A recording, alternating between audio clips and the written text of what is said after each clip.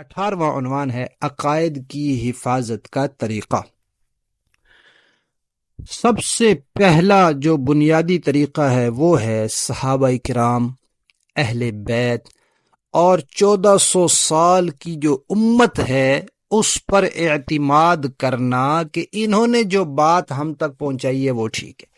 یہ قرآن ہمارے پاس انہی کے ذریعے سے پہنچے، اگر ہم ان پر اعتماد نہ کریں تو پھر ہم اس قرآن کو کیسے مانیں گے؟ تو اس پر اعتماد یہ عقیدے کی حفاظت کا بڑا ذریعہ۔ کبھی کوئی انسان ہمیں کہے کہ یہ عقیدہ ایسے نہیں ایسے ہے، ہم کہیں گے بھئی صحابہ کرام اور 1400 سالہ امت نے اس کو کیسے بیان کیا، جیسے انہوں نے بیان کیا وہ ٹھیک ہے۔ تو اس طرح انسان کے عقیدے کی حفاظت ہوتی ہے۔ پھر اپنے زمانے میں جو اہل سنت والجماعت عقیدے کے علماء ہیں ان سے انسان وابستہ رہے، یہ بھی عقیدے کی حفاظت کا ایک ذریعہ ہے۔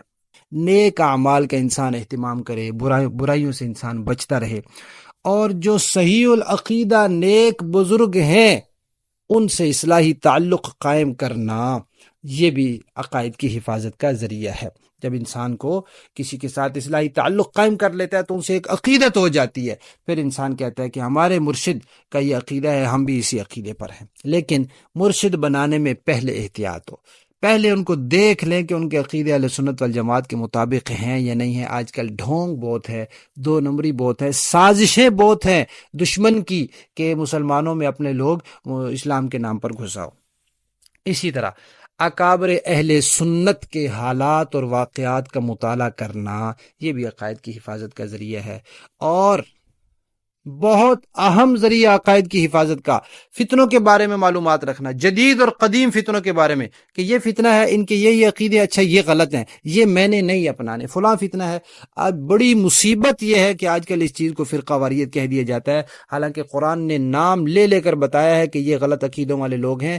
نبی کریم صلی اللہ علیہ وسلم اور صحابہ کرام اور 1400 سال کی امت نے نام لے لے کر نشاندہی کی ہے کہ یہ فرقہ ہے اور اس کا یہ عقیدہ غلط ہے۔ تو یہ علماء کی ذمہ داری ہے، علماء پر فرض ہے کہ وہ یہ نشاندہی کرے۔ تو فتنوں کی معلومات رکھنا، ہم بھی انشاءاللہ ایک کورس منعقد کریں گے جس میں موجودہ فتنوں کی معلومات دیں گے۔ تو غلط عقائد اور فرقوں کی پہچان اور نشاندہی اور جدید اور قدیم فتنوں سے متعلق معلومات، یہ بھی عقائد کی حفاظت کا ایک ذریعہ ہے۔